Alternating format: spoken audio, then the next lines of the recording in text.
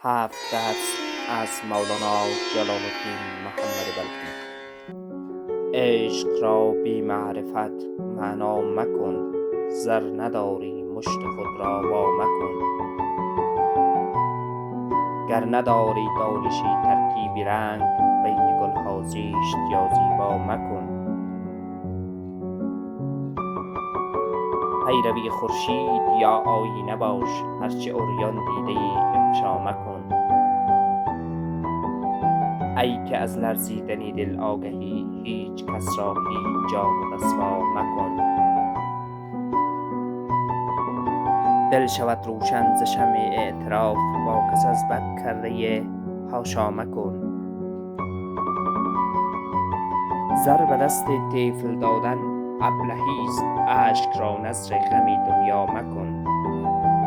خوب دیدن شرط انسان بودن است، عیب را در این و آن پیدا مکن.